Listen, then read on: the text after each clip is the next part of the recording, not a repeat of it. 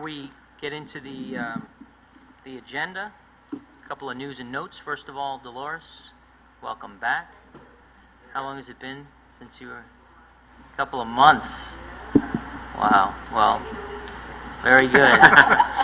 Hope you're all healed up and ready to go. All right. Well, welcome back. It's nice to have you back. Next, the second announcement is the kickoff of the public meeting for the Fairfield TOD plan, Tuesday, June 26, 2018, at the Penfield Pavilion. 7 to 7:30 is open house. I guess that's mixing and mingling, meeting and greeting. Then we have a program and group discussion from 7:30 to 9:30. Yep. So hold that up for everybody to see at home. We also have flyers here. And we have flyers here. We'll have more. Emmeline will have more to say about that a little bit further on when we get into when the we get schedule. Into the planning update. But it is Fantastic. up on our website. There's an Eventbrite tab to register for that. So okay. We welcome any and all to attend. Fantastic. But we'll expound upon that a little bit. Perfect. Thank you. So the first item on the agenda is Bills and Communications, meeting minutes of May 8th, 2018.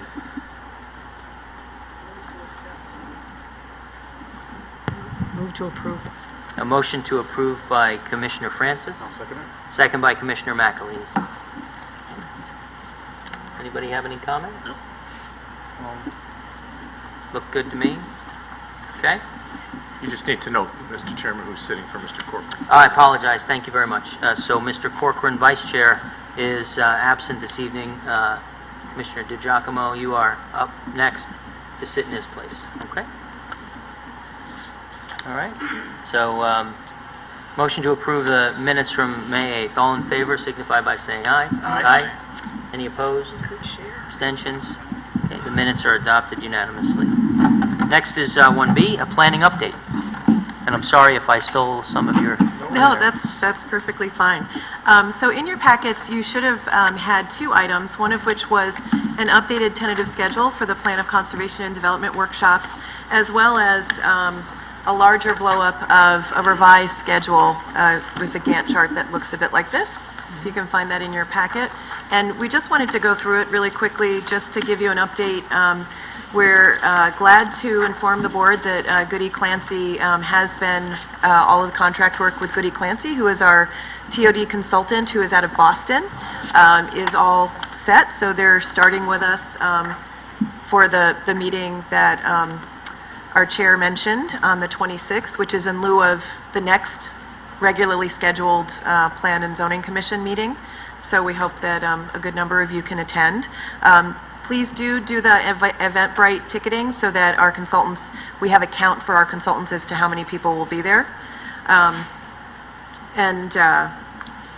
We also, so if you look to the schedule, so that's going to be our very first meeting. But what we did on the schedule is we also included, as part of the confirmation for the contract, the consultant had to update what's called their Schedule A, which kind of talks about their timeline for how they're going to complete their work. As a reminder, their work is part of the outreach, so doing some of the meetings for us, also doing a market feasibility study, what's going to be feasible for potential development around both the downtown train station as well as Metro Center, and then coming back, doing some public hearings to discuss kind of the draft alternatives with the board and with the general public, and then coming back and doing kind of like the final. So that's all been incorporated within the schedule. So our first meeting is in June, and then the end of their work is going to finish in January 2019. So based on the timeline that we had to take in getting the contract finalized, it has pushed the schedule by a tiny bit of time, but we're still in... We still think it's a good schedule in terms of where we want to be with the meetings and everything else. So what we've also been able to schedule is a Long Island Sound sea level rise discussion for the update to the Plan of Conservation and Development. That's going to be held on Wednesday, July 18th, also at Penfield Pavilion, also from 7 to probably around 9:30. And we're fortunate to have Juliana Barrett from Connecticut Sea Grant, who's going to come and she's also a professor at UConn, to come and talk to us about what the current sea level rise projections are, and also, that we are required to discuss sea level rise per state statute within the Plan of Conservation and Development. So, so we're very excited for that meeting in July. As part of, I don't know if we want to get into that now, but as part of the TOD work, there will also be some smaller kind of stakeholder meetings that aren't going to be kind of the bigger public meetings. And I think in discussion with the chair and the co-chair, we had discussed potentially seeing whether there might be board members where we could have a subcommittee that attends those stakeholder meetings in lieu of the entire board. We understand that your time is valuable, and we thought that kind of finding a subcommittee of people who might be interested in the transit-oriented development component of the POCD, sea level rise, the open space and conservation, as well as some of the infrastructure, transportation, and infrastructure discussion that we'll need to have as part of the POCD, as well as housing.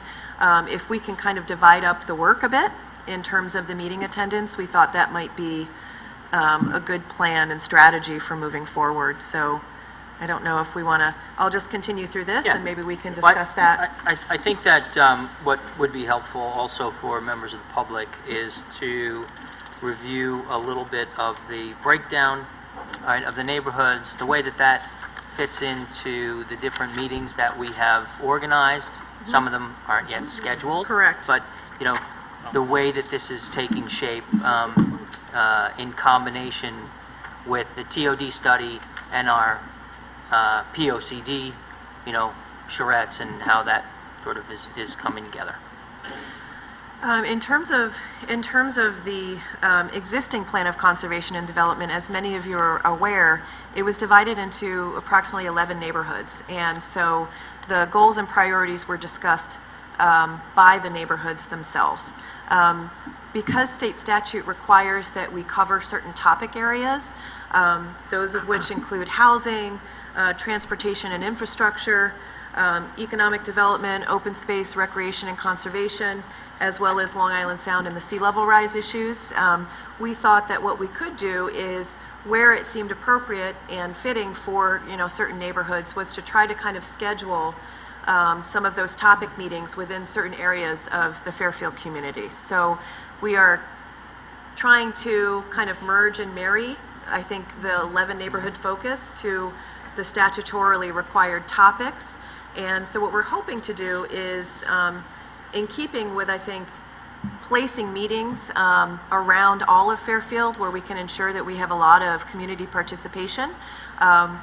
We're obviously hoping to do the Long Island Sound sea level rise discussion in the shoreline area. We actually ended up with Penfield Pavilion because we couldn't get the Fairfield Museum. So we're a little bit further south, I think, than we wanted to be for our TOD discussion, but we think at this time of year it's easily accessible. They have plenty of parking, and it'll be a good location for us to be able to get people to that location. For the open space, recreation, and conservation discussion, I'm working with our conservation director, Brian Carey, to hopefully also work with his conservation commission to try to schedule something. Our hope is in August or very early September. So we're gonna try to work on that, but we were hoping to also do that in Greenfield Hill, possibly at one of the elementary schools in that particular area of town, because we feel like that's where a larger portion of the agricultural activity is within the community, and obviously we have very large conservation sites in that area of town. When we do the economic development and mixed use... Can I ask one question? Yes. Does recreation mean open space, walking in open space and that kind of thing, or does it mean recreation programs? It's both passive and active. So I would say as a community, it's how we prioritize it. But what I would say is, when you have as diverse a community as Fairfield in terms of age groups, population groups, it does run the gamut from active and passive recreation. So your more passive recreation sites are going to be probably your... Greenfield Hill, yeah. Right. But there's a lot of active Yep. everywhere. And we did do preliminary, we did have preliminary conversations with our current recreation director about, what his goals are, because I think it's been a while since they've done kind of a strategic plan for recreation as well. So we hope to kind of circle back around. And as we, this is just kind of a general schedule for us as we move forward. If we do some of these preliminary meetings and we realize, well, we need to do a more focused second meeting, we can certainly schedule that. We're just trying to get some sort of schedule on paper so that we can give ourselves time to actually draft a plan. We can back out the statutory review periods that are required for us in terms of sending this to MetroCog, also having the public meeting before this board prior to adoption. So we're just trying to we're trying to fill in some of the spaces so that we can continue to move the process forward. And then economic development and mixed use. We did have that initial meeting in January with CERC to kind of give us an overview picture of where we are in terms of Fairfield. As we move forward, we're interested to kind of see how the strategic planning committee moves forward as well, to see whether some of their discussion can also inform some of our discussion and some of the plan, to figure out where we have kind of a next scheduled meeting for a discussion of economic development in Fairfield. Transportation and infrastructure, we're tentatively hoping we can do that sometime in the fall at a location to be determined. And then we feel like there are other areas of the community where we need to kind of get into those geographies like Stratfield Hill, the northeastern section of Fairfield. So we do have other areas where we need to schedule meetings, and we're going to be working that out as we go along. But we just wanted to kind of give you an update as to where we are today. And if you look, Yes. on page 2 of the handout, there's 6 topical meetings that we'll be talking about that Emily touched upon: housing, transportation, infrastructure, economic development, open space, recreation, conservation, and Long Island Sound. So what we are asking you to consider is, and you don't need to answer this now, but if you have a particular interest in any of those topics, that maybe 2 or 3 commissioners can take on those topics rather than the entire commission being involved in this. We may have some focus group meetings that at the staff level we'll be conducting and doing some outreach with the community.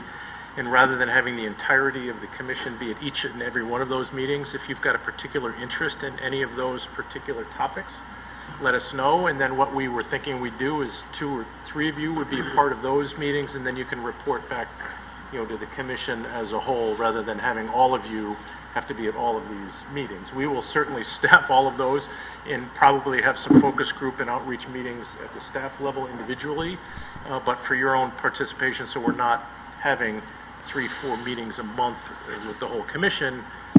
Please take a look at this outline, and if there are certain categories in here that you might find of particular interest to you,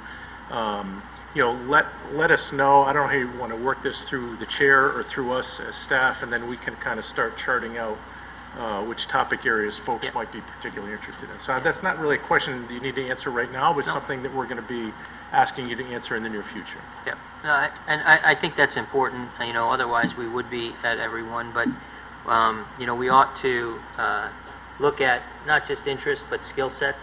I mean, some of us have skill sets in areas that are specifically applicable to, population analysis, and others reading plans and looking at infrastructure type stuff, sewer service and the like. So let's split this up and get ourselves signed up for a couple of these so that we can cover the ground. And so between the TOD consultant, the strategic planning initiative that's going on now with the town, and our own review for the POCD update, we've got a real collaborative effort going on, and it's good stuff. Quick question. Yep. Do we know when the BlackRock study is going to be done? We don't. We have I've got a conference call this Friday. We have some There's some preliminary design work that's been done, but we're waiting to have the public meeting about that until we get some feedback from the state DOT. We don't want to roll something out as a potential that the DOT is not on board with, so we're waiting on that. As we are now approaching the summer months, it gets challenging to have a big group, so we're hoping that's going to happen early in September. A lot of the groundwork is done, and I'll have a better idea of timing after our kind of team conference call on this coming Friday. Okay, thank you.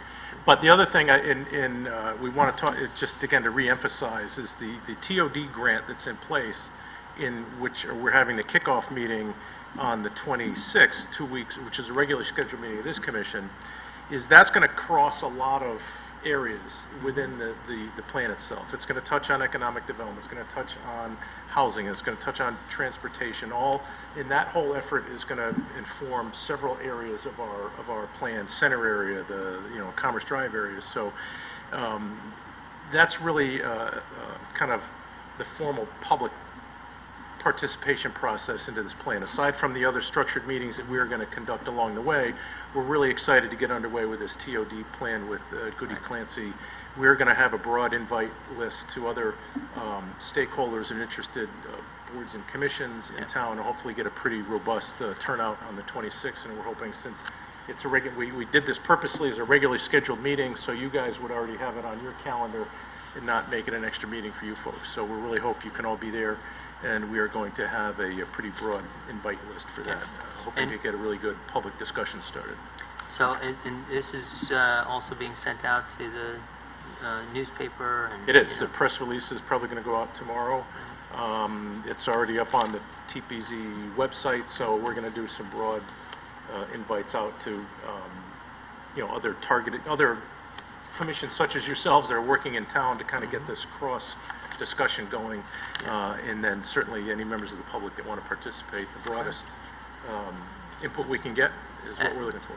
And we have a mailing list for TPZ as well, right? So we can push Absolutely. this This is as a standalone item to just put This out will a be our blast. agenda, yes. Right. Yep. Put out a blast saying, this is what is happening Tuesday the 26th. Be there. It's important. Yes, I think you'll be happy with our consultant team that's going to be on board to lead that discussion. All right. Anybody else have any other questions? Yes, Yes. the meeting on the 26th is a regularly scheduled meeting, so rather than meeting here with a normal agenda, we will be at Penfield Pavilion with this discussion.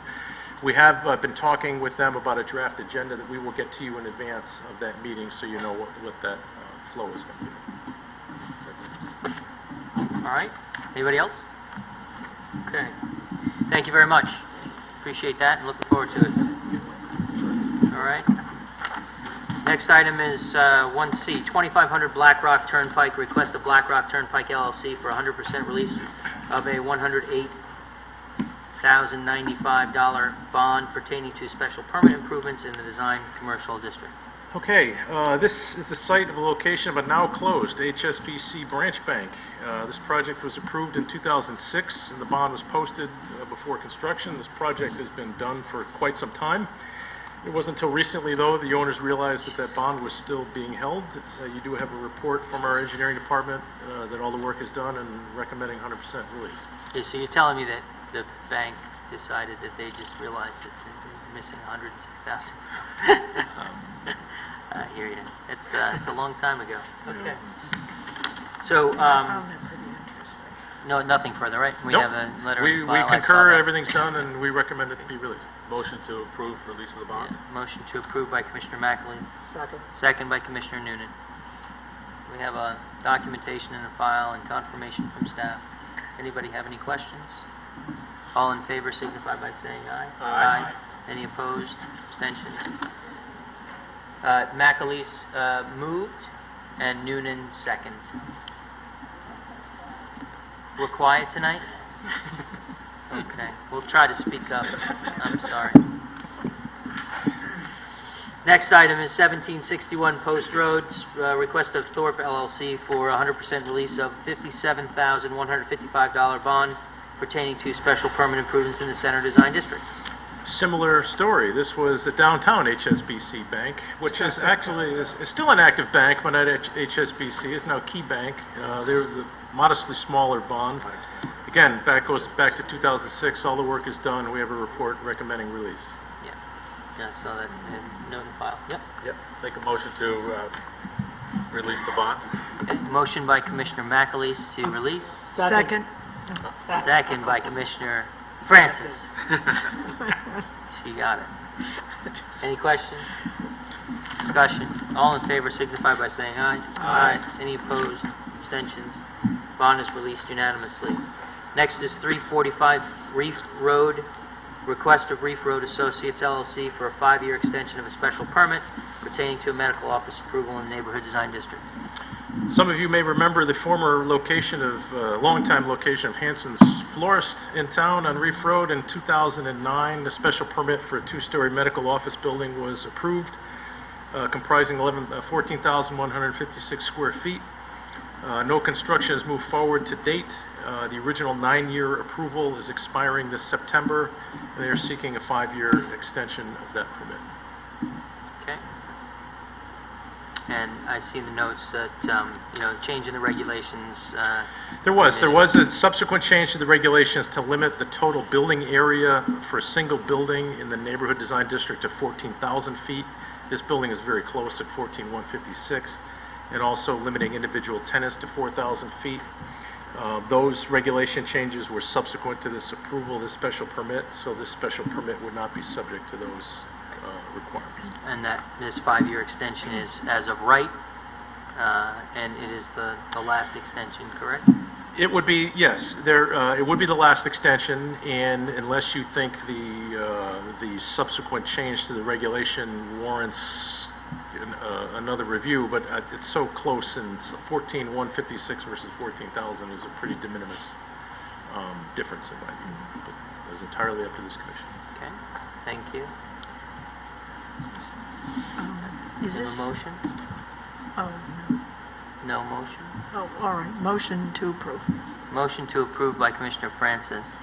Second. Second by Commissioner Noonan. Commissioner Francis? Is this building sitting vacant and? No, nothing's, the old Hanson, the former Hanson, it's a vacant lot. They haven't built anything yet. Oh, okay. There was the original applicant at the time was a consortium of basically of Norwalk, it was a Norwalk Hospital application. Lots happened in the healthcare world since 2009, and they're kind of tenuous as to whether they're going to move forward or not, so it's a vacant part. The old Hanson's facility has been demolished, but nothing has been constructed. Okay. Okay. Commissioner Noonan? Do we know if any of the individual tenants are going to be over 4,000 square feet as proposed initially? I don't know the answer to that. The original concept was it was going to be a medical group affiliated with Norwalk Hospital, so depending on whether those are individual physician groups that are subtenants or whether it's the entirety of the building as a single tenant, I don't know the answer to that.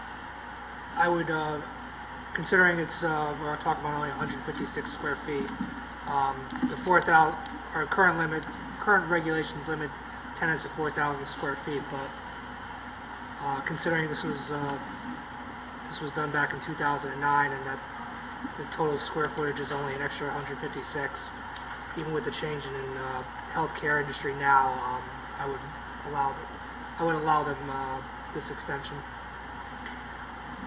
Well, I mean, so I don't think that the de minimis nature of the 156 square feet should drive the bus here. I mean, I don't think that we have that leeway. It was approved prior to, under regulations that did not have these limitations, and they are entitled to rely on that approval and any relevant extensions. And so, in my opinion, they're entitled to the extension under the regulation, as approved at the time, under the regulations as it was approved at the time. And I think that us suggesting that, it's just a de minimis amount, and so therefore it doesn't. I don't quite like that rationale, you know. I didn't mean to cloud the issue with this disclosure in the staff report. I just wanted to make sure it was out there, so if you were looking at the regs Yeah. subsequent to any action, say, how come this wasn't, Yeah. you No, know, I I wanted to think bring it it's up just important. so Well, it's what is not... our, I mean, 'cause I kind It's of went down important. that path because Yeah. it wasn't upright. Yeah. What is our It's not- I discretion? mean, I guess what is the- the standard we should be looking at? I mean, is it just, I personally don't think that there is any, unless there is a reason to deny the extension, like they didn't file the application timely, or they didn't pay the fee, or for some reason the applicant is no longer in good standing. It's a corporate entity that doesn't have, you know, Okay. right? And I think that is what we are to consider. And so long as they're depositing the right application and going through the procedures properly, then I think that they're entitled to the extension on the permit the way that we granted. I mean, Mr. Wendt, am I Well, I think misstating anything here? Yes and no. I think in most cases, extensions for the same application are generally as of right type of actions, unless there was some sort of intervening change that's happened between the time it was approved and the time the extension is requested. In this case, there was an amendment to the regulation that was subsequent to that, and again, whether or not that you think that is a circumstance that warrants reconsideration of the application, I think you have some discretion. but what will we be reconsidering? How it is to the current regulations?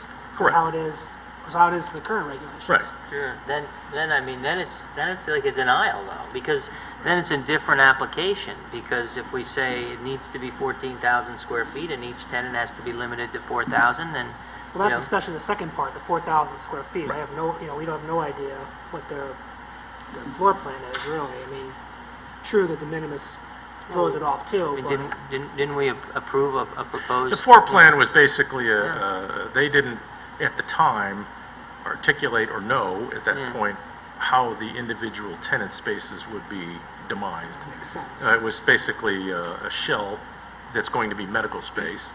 And it even remains to be seen to this day. I don't think they could tell you Yeah. what the tenant situation is. keeping their options. So Yeah. just to follow my train of thought, and then I mean I'm happy to be persuaded one way or the other. It's either it was approved and they're getting the extension, or we allow the extension so long as they comply with the revised regulations. That is to say, they need to keep the building to 14,000 square feet, and they should have no tenant that's individual tenant that's greater than 4,000 square feet. I mean, I don't think Can we do that with this? I don't know. I don't feel like that needs to be a public hearing. Well, we had a similar circumstance with a different type of application that was up for an extension that was ultimately denied because there was I think a more impactive change in the regulation that was challenged on appeal, and that was not litigated, so we don't have the outcome. We ended up settling on an extension with some conditions. So,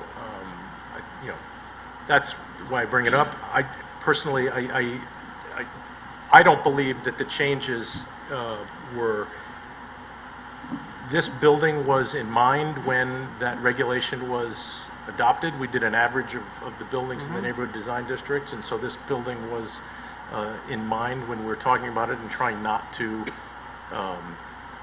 create a regulation that didn't make what was then a recently approved commission non-conforming. So it's pretty close to the numbers. Yeah, I mean, I could understand us then, saying the 14,156, okay, that's, but do we care about the 4,000 square foot limitation on the tenants? Was there a limitation before of some number?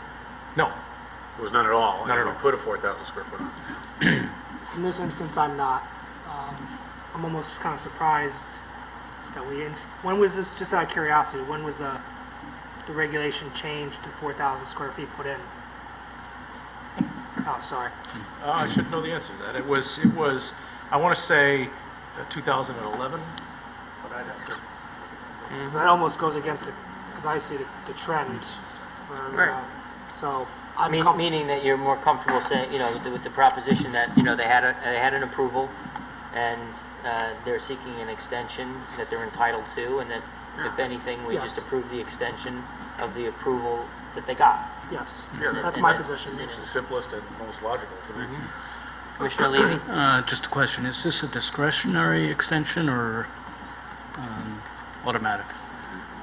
So, Mr. Wen? Typically, it's fairly automatic unless you think the circumstances Yeah. of the neighborhood have changed substantively to warrant revisiting a new special permit, or whether there's been a change in the regulations that's dramatic enough to not warrant its extension. So meaning customarily, they're automatically Yeah. renewed? Yes. But we would have discretion. My And for thought- other issues that I raised, Right. procedural, Yeah. you missed the deadline, your entity is no longer in good standing, whatever. I mean, my thought is that they have an approved plan under the regulations at the time. The only question before us is whether or not to grant an extension. We're trying to impose the current, regulations upon them would, in a sense, be forcing them to resubmit a new plan, and I don't think that's appropriate, and I don't know any reason not to grant the extension. There you go. Okay. So then we're on board with, the initial suggestion, right? Right.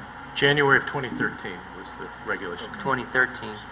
So then it was initially a 9, 2009 special permit. yeah. Are they current on their taxes? As far as I know. No, well, that would There you be go. a factor. Yeah, I mean, it could As be. you said, Yeah. they're not in good standing. Right, right. So we don't have, we don't have, we have to, I guess, presume that they are, because we don't have information to the contrary, so there's no reason to hold it up on that. All right. Okay, so then, so the motion is to approve, and I think we've debated this enough, right? Any other discussion or questions? No? All in favor signify by saying aye. Aye. Any opposed? Abstentions? Okay. The extension is granted unanimously. Next is new applications to recommend a public hearing. 5550 Congress Street, re-subdivision application of Nancy Perlin for 2 lots in a AAA zone. I have no other comments other than what was just read. It is a re-subdivision and does therefore require public hearing. Yep, all right. These are required. Can I have a motion? Motion to move to public hearing? Motion by Commissioner McAleese, Second. second by Commissioner Levy. Okay. Any questions, others? All in favor signify by saying aye. Aye. Any opposed? Abstentions? Move to public hearing unanimously. Next is 54 Sasco Hill Road, special permit and coastal site plan application of Sasco 54 LLC pertaining to the construction of a mixed-use commercial and residential building in the design commercial district. Again, I don't have anything beyond what was just read. It is a special permit coastal site plan. It does require a public hearing. Where is 54 Sasco? This is, if you're turning in from the post road, would be your second, not the corner lot, but the next property on the right. It's a long, skinny lot. Yeah. You've seen 2 proposals for we this in looked the at past. that. That's what I wanted. There was a that's what I commercial proposal that was non-conforming lot. ultimately withdrawn, and then there was a proposal to change the zone to residential Right. for residents that didn't fly, and now it's a mixed-use proposal. One apartment with 1 office. One professional office, I presume. Yeah. Yeah. All right. Okay, well, gotta have a public hearing. Yeah. They're right there, I mean, this isn't Oh, it's yes. circumstance where there's, Yes, a public hearing is required. Yep. Okay, Make a motion to move to public hearing? good. Motion by Commissioner McAleese, second by Commissioner Levy. Any other questions? All in favor signify by saying aye. Aye. Any opposed? Abstentions? Okay, so move to public hearing unanimously. Next is old business, 523 Morehouse Highway, request of Joseph Lagana for 100% release of $42,008 bond pertaining to subdivision improvements in an R3 zone. Okay, this is a two-lot subdivision that was approved in December of 2016. You have reports in your file from the engineering department and the tree warden that all improvements have been completed to their satisfaction. We had a hearing on this at our last meeting, and we therefore recommend the release of the bond. Excellent.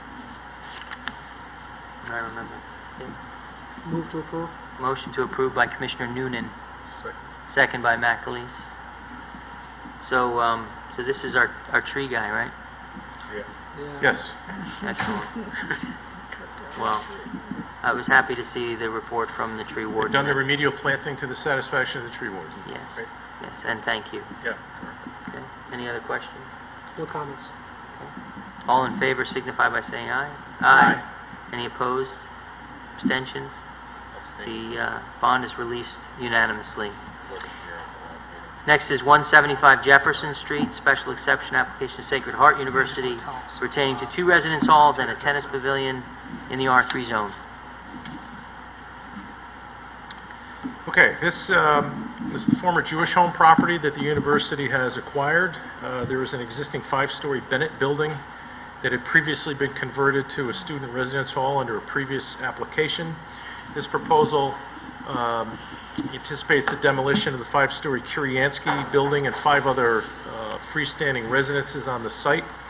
There are 2 mirror image residence halls proposed adjacent to the amphitheater that was created in that previous residence hall conversion. In addition, 6 tennis courts and a tennis pavilion are proposed to replace courts that were lost to the construction of the campus diner. There was a variance approved for the overall height of this building to 50 feet 8 inches, which is a lesser height than the previous building on the site. And the regulations previously permitted special exceptions up to 60 feet in height. The relevant standards for a special exception are found in 27.4 of the regulations, and they should be familiar to you. Number 1 is the location, type, character, size, and use of the buildings in harmony with and conform to the appropriate and orderly development of the town and neighborhood, and not hinder or discourage the use of adjacent property or impair its value. 2 is the nature and location of the use of the buildings or structures such that there is adequate access for fire protection. 3 are the streets serving the proposed use adequate to carry prospective traffic with provisions made for entering and leaving the property without creating undue hazard or traffic congestion. And is the proposed use in compliance with the plan of conservation and development. I have nothing further, Mr. Chairman. Very good. Move to approve. Motion to approve by Commissioner Francis, Second. second by Commissioner Levy. Any comments, Commissioner Francis? This was very well presented. It's a fine use of the space. I do have one consideration. The trees. Our drawing shows 18, 5, and 4 against the buildings. This is against the building? Yeah. The center 5, and 4. But we can't see the other side. And the plan, the whole back and the sides, and it says TBD and 3.5-inch caliper. So I'd just like to make what's the word I'm looking for? A condition of approval that they work with the tree warden and the tree commission, that's what it's called, that did all that work, to make sure that there's adequate, because they had to take down a lot of mature trees to do what they did. And you just want to be sure there's enough new trees for air purification, for noise, for lights, for neighbors. 'Cause they're pretty well elevated. And it's lovely what we can see, but it just says to be determined. It doesn't say 34 trees. And 3-inch So- caliper isn't that huge. I mean, it's going to take 10 or 15 years to turn into a tree, in my opinion. Right. So, recognizing that that aspect of the plan was not fully developed, perhaps we could do a condition of approval that requires them to submit a revised landscaping plan when they're done with that aspect of the Fine. the development. Does that sound like a, Very reasonable, yes. Okay. You just okay? want to have a lot of consideration for the neighbors. Sure, sure. And certainly, through this executive session, communicating to the applicant that these considerations be taken into account when you further develop your landscaping plan, to think about the additional trees for the purposes of buffer and the neighbors, they So I- can see light and things like that. If I understand the concern, on sheet L400, they locate a number of trees, but you're saying on the next sheet, they're not identifying what particular species they are. Am I understanding that? Yes. The TBD is the quantity and which 400. of the plant list Correct. they are. So they Right. need to flush out those Correct. numbers of the individual Yeah. species. And, Got it. and I would hope there'd be a lot more than I can see here, but I can't see the whole Okay. outside perimeter. Okay. So, you'd like to amend your motion to approve with the condition that they submit a revised landscaping plan, with showing that when they finally develop that, okay? Commissioner Levy, do you accept that? That is acceptable. Okay. All right. Does anyone else have any other comments or questions? All right, so, I was not Right. at the public hearing on the 8th of May. so Commissioner Meyer, we weren't here, did you listen to the tapes, or you did not? Okay, so Commissioner Elliott, you're gonna sit in for Commissioner Meyer then, okay? So, yeah, I thought that this was an excellent application, it was very well presented. It's terrific renovation to, the school, it's incredible facilities.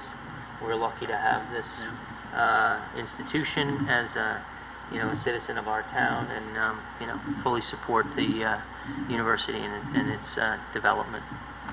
Okay. Anyone else? Okay. All in favor of approval with the condition signify by saying aye. Aye. Any opposed? Abstentions? Okay. The application is approved with condition unanimously.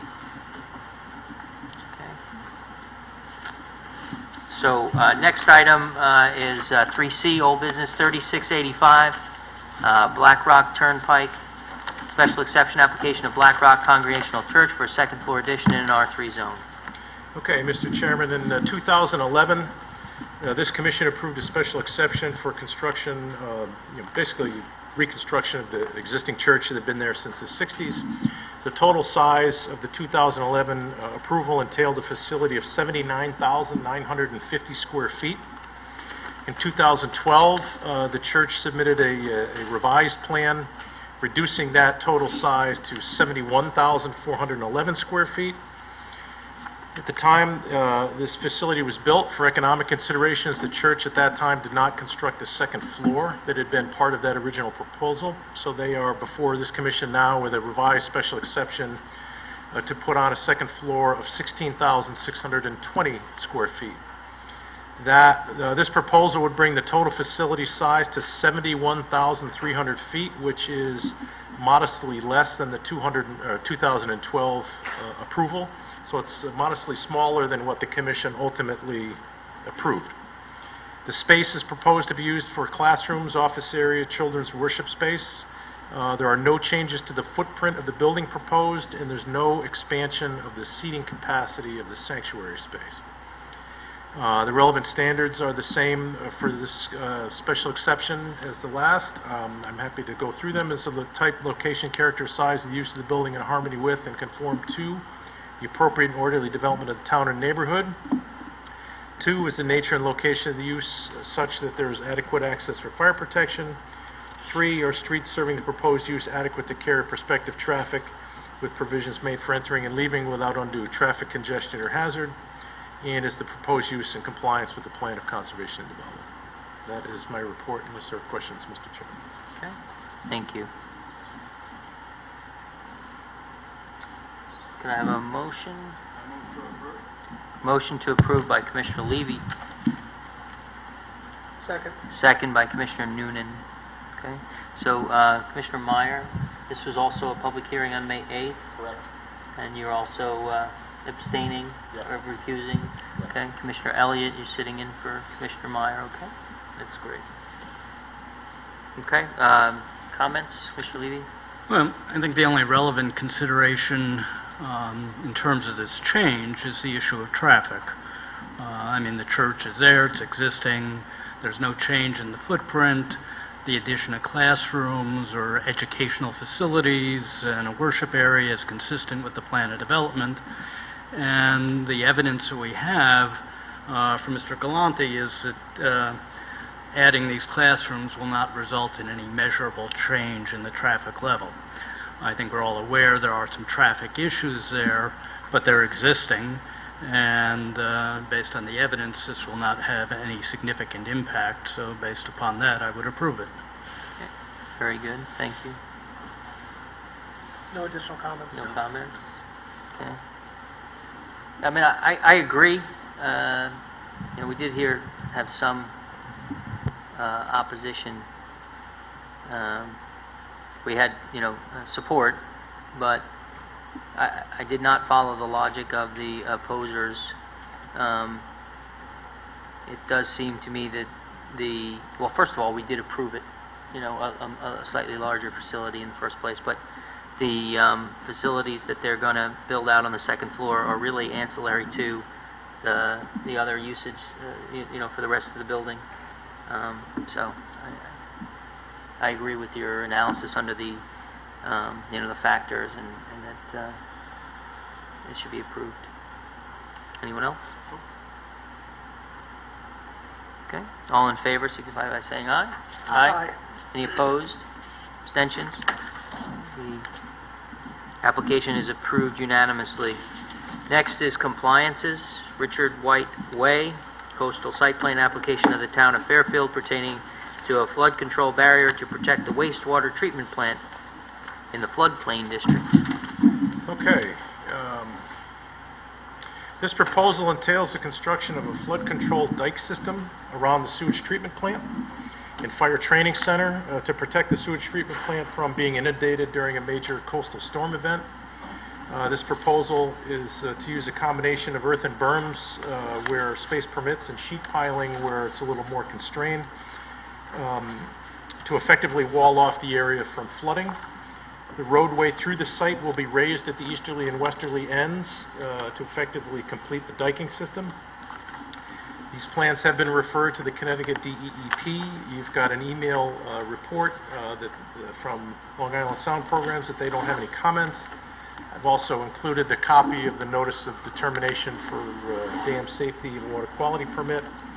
Our Director of Public Works, Joe Michelangelo, is here to answer any questions and briefly go through the outreach included in your packet, not included in your packet, included on the table, because received, and I forwarded them today, are 3 letters, 2 from the 2 Fairfield Beach Road Associations and 1 from the chairman from the Flood Erosion Control Board, all supporting this proposal. And with that, I will turn it over to Mr. Michelangelo. Thank you. Joseph Michelangelo, Director of Public Works. Just to expand upon some of the things Jim said and give a little more information. The project had its origin about 2 years ago when the town received a community development block grant. So it's a $3.1 million project, and 75% of it is funded by the State Department of Housing. Went through our entire approval process, the Board of Selectmen, Board of Finance, and RTM. The dam safety unit, DEP, was a cumbersome process, so that probably took about a year in total. So we had hoped to come before you much earlier than this because it's put us on a tight time schedule.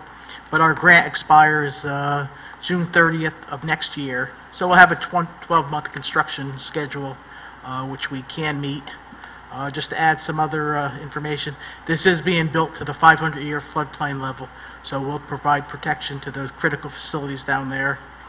Some of the outreach, we have bi-monthly regular scheduled meetings and bi-weekly email with a lot of our neighbors in the beach area there regarding all of our issues on Richard White Way, the public works operations, the transfer station, etc., with the traffic, noise, dust. So there are constituents, and we we have a good dialogue with them to let them know what we're doing, and they let us know how we're doing too. I'm So- sure they do. So when we presented these plans, there was, there's, one of the good things about the plan is that, the fire training center created a new building that much bigger than they used to were seeing.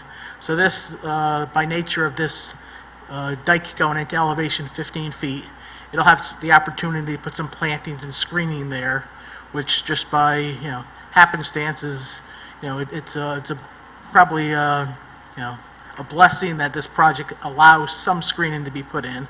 So there's some screening not just for our wall that we're building in, but some of the new structures down there. So we put our screenings in some critical locations, basically one corner where the fire training center is, another corner that's highly visible from Fairfield Beach Road, another one from Longdean, and the entire area around our water pollution control plant already has like a 25-foot wooden sound barrier.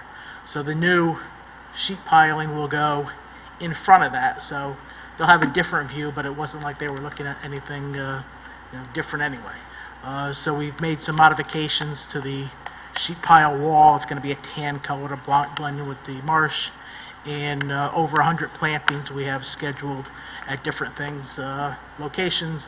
And once again, we consulted with our tree warden, and we vetted these at public meetings. Excellent. We did see, of course, the letters referenced by Mr. Wendt in support of the program from the Neighborhood Association and such. Did you hear any complaints or, outreach from neighbors who didn't agree or had issues with the proposal? The comments we got were addressed with the color scheme and the plantings. So those were the comments that we had. Okay, so the feedback, the critical feedback, and critical, not necessarily negative, just, constructive critical feedback you got was relative to the color and the kinds of plantings and things that neighbors wanted to see in the proposal? Correct. The best screen, the new wall that will be there. Right. And so, to your understanding, any of the criticisms that you received were dealt with in the revisions to the proposal in the neighborhood meetings? Correct. Excellent. Okay. Question? Yep. Commissioner McAleese. The 15-foot elevation you referenced, excuse me, is that like relative to mean high tide or something, or how does that work? Well, that's the current datum that we use is NVGD 88. So all the datum should be in that elevation. And just to give you a reference between the tides, so according to that same datum, the average high tide is 3.5, medium tide is 0, low tide is 3.5. Okay. So when we talk about I'll use an example, like when we say, Penfield Pavilion had to be built with the lowest structural member above elevation 13. That's the same datum that we're talking about. Okay. So at this location, that's the 500-year floodplain elevation, which is 15. And just the CJL in that area is probably around, just say elevation 5. So even though it's up to elevation 15, it'll stick out of the ground 10 feet. 10 feet at the most, sometimes. That's what I was. Yeah, That's what I was 9, looking for. That makes sense. Okay. Thank you. So the other aspect of this that maybe you could talk to us about, or Mr. Wendt, that this proposal was actually published, and the DEP provided notice that that there were public comments or other input, and there having been none, the state did not provide any comments on the proposal. Does that summarize that fairly? Correct. Yeah. So not only was this organized through the neighborhood and with outreach and everything, it also went up to the state. The state published the proposal. There were no comments made, and the state doesn't have any comments on the proposal. Okay. Excellent. Very good. I don't have any other questions. Does anyone else? Oh, I actually just out of curiosity, hope this isn't too lighthearted, but I saw some reference to the dam name. Is this thing actually going to get a name? On some reports, it's something about the dam. I think it was this. Like it's going to be like Dam Richard Way, Richard Way. I forget where I saw it. I just read it a few minutes ago. Does that ring any? That may be a procedural thing from DEEP for inventory purposes. Oh, okay. They may want a name for it for the, because these are permanent, Yep. Right. forever. The just way like- to reference it. Yeah. Okay. Well, it is, and it's important that, they have a way to identify it, Yep. so we can geotag it in Google Maps. Okay. All right, very good. Thank you, Mr. Pinkowski. Appreciate your input. All right. So as a compliance, we can take up a motion on this. Right? Okay. So now having the information all before us, does anybody have a motion here?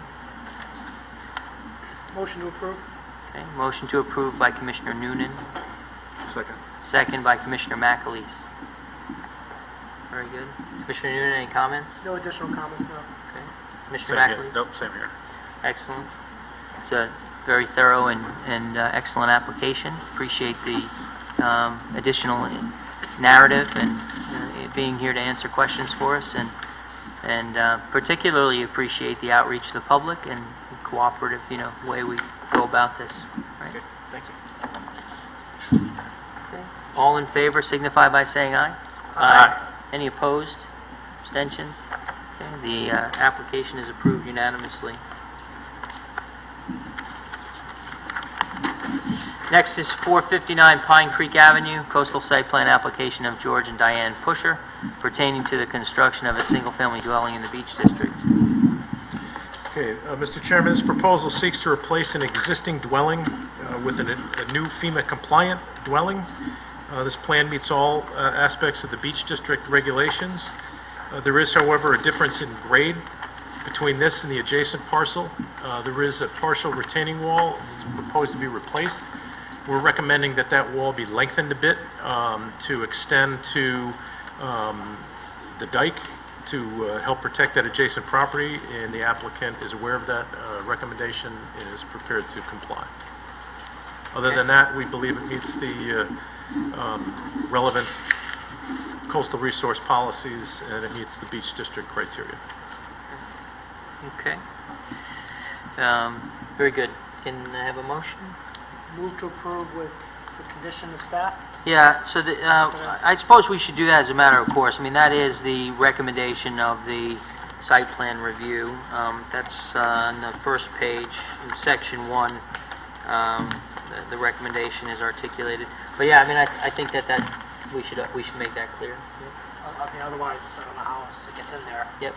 Well, we could say, consistent with the plan. Oh, fair enough. But, Whichever- but, however you want. but that's fine. Okay, motion to approve with the condition that the retaining wall be extended to the flood dike to ensure drainage flow remains on the construction site.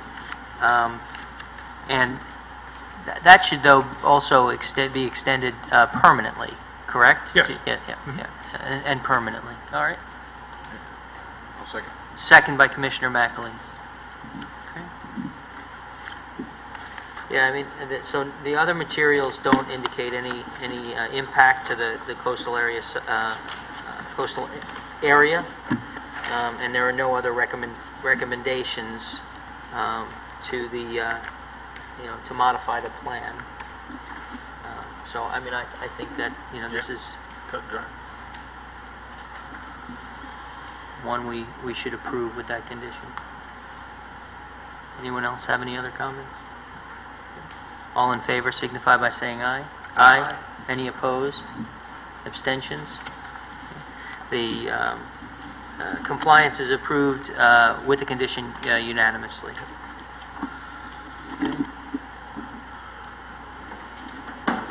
So next item is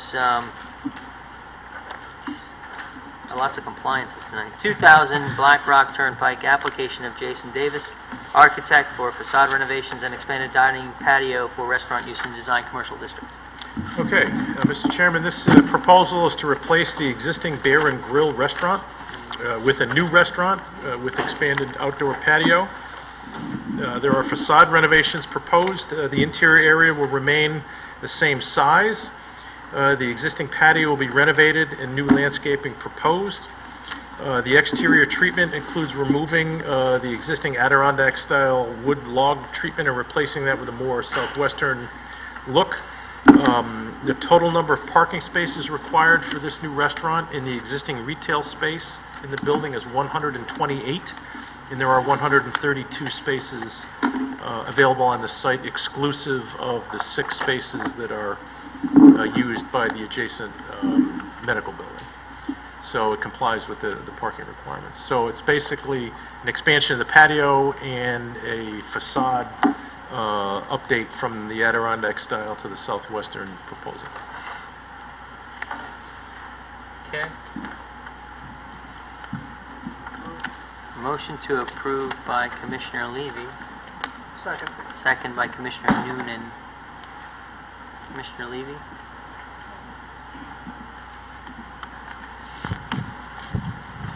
I mean, it changes the look, but it's, consistent with the plan.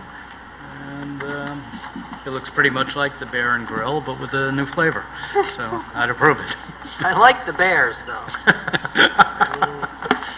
What's going to happen to the Bears? Put a sombrero on. Put a sombrero on the Bears. Make them an offer, then bring them to your. Well, you have a condition in mind? Exactly, gladly. What's Right. the street over which restaurant there has the college beer on the front lawn? Oh, that's Stoneleigh Square. Yeah, it's Joel Is it, Green. Right at the- I don't even know. Is it changing Standing there, please. tenants, or is the No, new ownership of the restaurant group. new ownership? Yeah. So they're expanding the outdoor patio, but they have the parking to supply it, to accommodate that, and dressing it up with a little bit more landscaping than is there now. There's some kind of current, I think on the last couple of pages in your submittal, there's some photos of the existing conditions, so you Yeah. can kind of compare and contrast. Yeah. All right, and no changes. I noticed no changes to the footprint or No, the footprint of the building is not changing. They're not really, this is totally outdoors, there's no plastic. Well, the outdoor seating is. Yeah. It just has that pergola. No, they've got some Yes, pergolas one pergola. proposed, and there are, in 4 locations along that side, they're proposing, which is now popular in the restaurant, is kind of this glass doors that roll up, that you can open it up, so the inside seating will have, Like garage doors. outside, there's 4, and Indoor, outdoor. those are shown on the floor plan, there's 4 locations along the This is a side. good. This is a good viewpoint of that. Yeah. So from the back side, Black Rock Turnpike being on the sort of the right margin Yeah. here, right? This is looking at the corner. You see these roll up here. So very good. This is a compliance, right? I mean, it's a restaurant use. We don't have architectural standards in the Black Rock corridor. The footprint's not changing. Complies with our regulations. It's really, it's pretty pro forma. Yeah, my only one note might be just to reiterate what the applicant is saying themselves, that this signage, it's in the parens in the big paragraph down on the first page, signage itself will be via separate approval by others, that we're not approving any kind of signage, even though they're showing it here on the drawings. No, they are. What I would expect them to propose is a channel letter sign that's probably consistent with what's shown there. Yeah. And that's the standard for the building. Yep, That's that's right. replacing We what's would have the standard But drawings. that's an excellent point. So let's see, who made the motion here? Levy and I did. So friendly amendment to your motion to approve on the condition that the signed plan will be submitted separately. That's acceptable. Yeah. Okay. Amendment? That's fine with me. And Yeah, Noonan they agrees. stated that twice in their application. Okay. All right. So very good. Yeah. All right. Anyone else? Okay. All in favor signify by saying aye. Aye. Any opposed? Abstentions? Very good. The compliance with the condition is approved unanimously.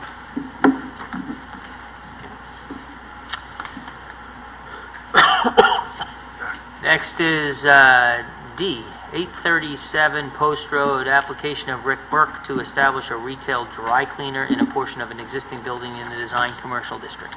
837 Post Road, Mr. Chairman, is the master address for the Bob's Shopping Center at the corner of Post and Benson.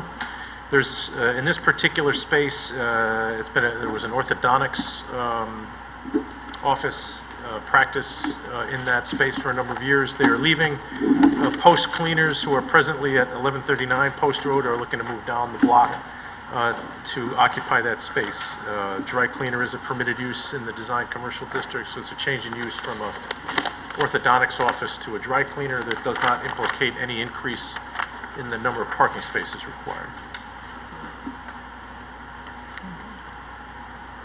Very good. It's about the most brief letter of intent I've seen, but it does the trick. Can I have a motion? Move to approve. Motion to approve by Commissioner Noonan, Second. second by Commissioner Levy. Any comment? This is allowed use, correct? It is. Everything else meets. It does. There's we use the same parking criteria, so there's no change in the parking. Nothing more beyond that. Yeah. Very good. Commissioner Levy, anything? Nothing to add. Okay. All good? Yep. All in favor signify by saying aye. Aye. Any opposed? Abstentions? The compliance, item D, is approved unanimously.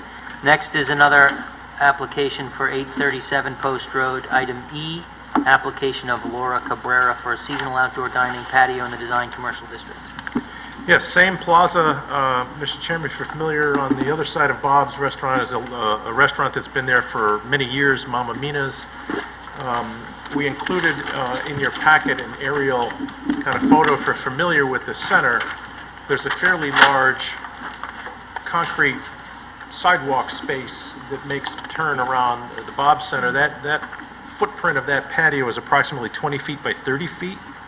Their proposal is to occupy 10 feet by 15 feet of that space, which would leave it a minimum on the left-hand side a 5-foot wide pass-by and a larger pass-by on the parking lot side. As you know, our regulations allow 150 feet of seasonal outdoor dining without the need for additional parking. Standard conditions of approval have typical or subject to annual certification, removal of furniture in the off-season, no additional signage, and no outdoor music or sound system. So that is kind of what's before you. There's this very small kind of drawing. If you go back to the full-size site plan that was submitted with the dry cleaning application, you kind of see it, but they're trying they've kind of shrunk it down. We tried to blow it up and kind of give you a sense of where that was going, but I think it's best that, in this aerial shot, you can kind of get a sense of where that space is. It's kind of half under the overhang and half not, if you're familiar with that space. Okay.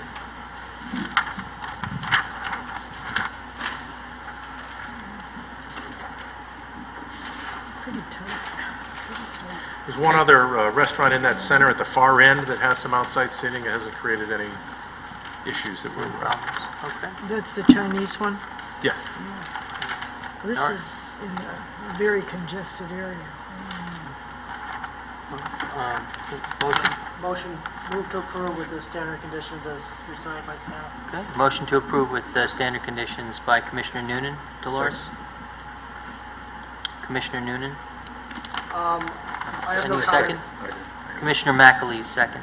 No comments at this time. I heard Commissioner Francis say something, so if she wants to jump in after Commissioner. Okay, It yeah, sounds good. impresses me Commissioner as very Francis. tight. What do you think about 5 feet being left? You think that's all right? Well, we have examples of lesser space than that. Lots. Many. I mean, were- Bob's is a busy store. Yeah. People are Along the frontage that's parallel to the Bob's storefront, it's going to be well over 5 feet. That's probably 15 feet. Yeah. That space is about 30 feet from the front of the restaurant out to the curb. They're taking Yeah. 15 feet of that. This is I think a good, depiction of what that would look like. So there'll be a minimum of 5 perpendicular to the parking lot, probably closer to 15 parallel to the parking lot. I mean, And it's only seasonal, right, so we can it- see. It is seasonal, and if there are issues, then, you know, it's subject to our review annually with the lot, you know. I'm here frequently, you know, with the kids and all the different seasons. And while Bob's is a large department store and has, you know, a fair amount of foot traffic, there's not a lot of foot traffic that walks in right through there that I've That's true, seen. they mostly Yeah. come You know, yeah. Pretty direct, right? yeah, It's a and, store. and it is a wide sidewalk there. That Yeah. corner in there is dead space under the Yeah, overhang. Great use of the space. You know, I think it's a good application. I'm not concerned about it at all, quite frankly. All right.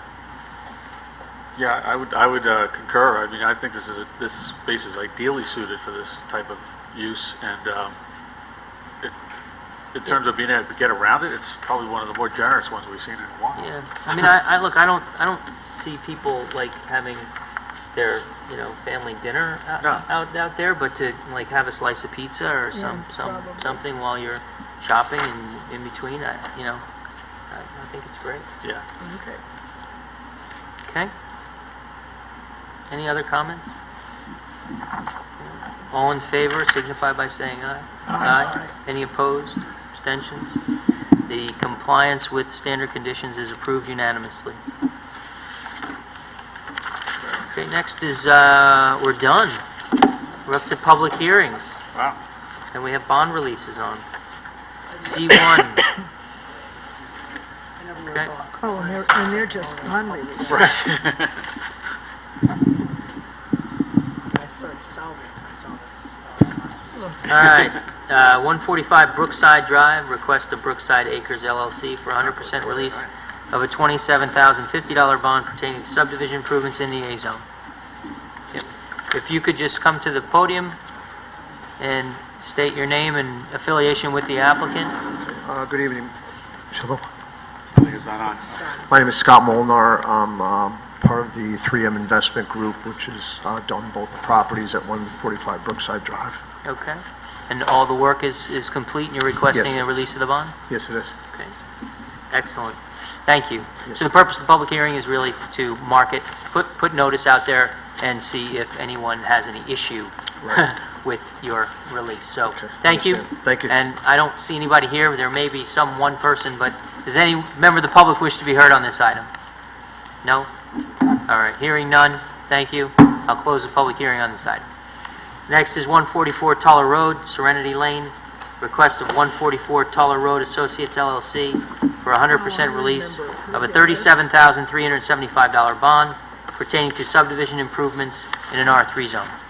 Yes, Andy Pekarsky, I'm the co-owner of the, and general contractor there.